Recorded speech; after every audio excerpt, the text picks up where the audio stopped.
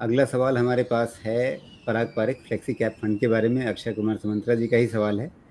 वो इस फंड को समझना चाहते हैं कि इस फंड के लिए आपकी राय किस तरह की है, और इसी के बारे में उनकी एक लाइव टिप्पणी भी है। वो टिप्पणी भी यहाँ सामने रख देते हैं।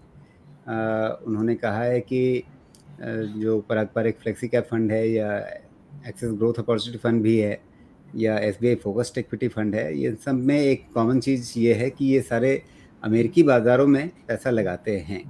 और इनका इन तीनों फंडों में निवेश है अक्षय जी का।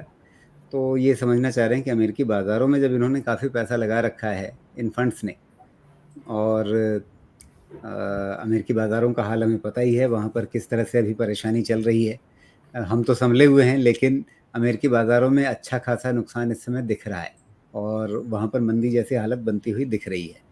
तो वैसे में ये जो फंड अमेरिकी बाज़ारों में ज़्यादा पैसा लगाते हैं, उनके लिए आने वाला समय फिर क्या बेहतर रह पाएगा, या वो इस दबाव के बोझ के अंदर रहेंगे?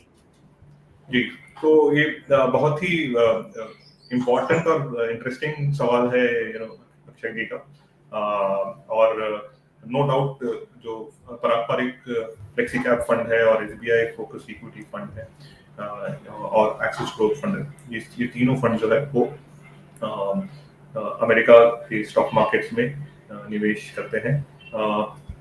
दो तीन चीजें हैं इसमें। एक है कि जब कुछ महीनों पहले जब सेबी ने इंटरनेशनल स्टॉक्स में इन्वेस्ट करने के लिए एक रोक लगा ली थी इंडियन म्यूचुअल फंड्स के लिए, तब बहुत सारे फंड्स ने इन्वेस्टमेंट देना बंद कर दिया जो प्रीडोमिनेंटली अमेरिकन स्टॉक मार्केट्स या फिर यूरोपियन स्टॉक मार्केट्स में उनका फंड इन्वेस्ट करते थे।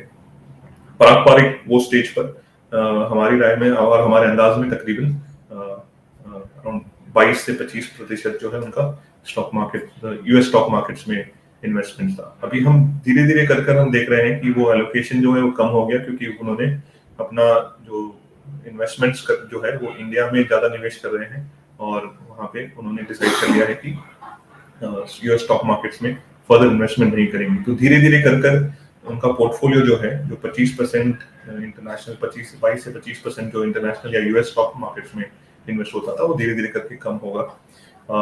तो ये जो चीज है एक बहुत ही क्लियर थी, पहले से ही क्लियर थी कि जब उनका परफॉर्मेंस भी पिछले कुछ सालों से, अगर हमने उसमें निवेश किया है पारंपरिक फ्लेक्सी कैप में, तो उनका हमारा परफॉर्मेंस या रिटर्न्स जो है उसमें एक अमेरिकन स्टॉक मार्केट काफी बड़ा कंट्रीब्यूटर था पारंपरिक के परफॉर्मेंस में। और आज के स्टेज पे जब अमेरिकन स्टॉक मार्केट नीचे है, और काफी नीचे है, अगर हम बात करें पिछले एक महीने की, तो मेरा अंदाजा है कि एक महीने में तकरीबन 14-15% जो है वो डाउन है, और हो सकता है कि वो और उसमें से इम्पैक्ट करे। तो ये तीनों फंड्स में इसका जो ओवरऑल एलोकेशन जो है वो धीरे धीरे करके कम हो रहा है।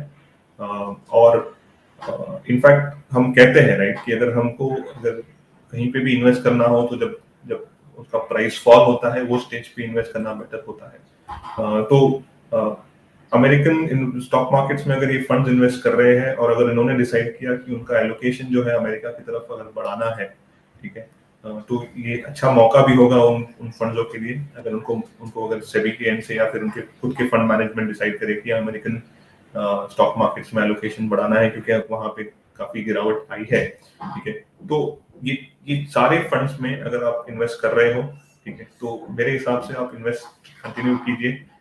थोड़े से जग्स के लिए आपको हमेशा जग्स यानी उसमें उतार चढ़ाव जो है उसके लिए जी। आप प्रिपेयर रहिए, क्योंकि कुछ allocation stock market American stock markets में है उनका। एसबीआई फोकस इक्विटी मेरे अंदाज में तकरीबन 8 से 10% जो है उनका पोर्टफोलियो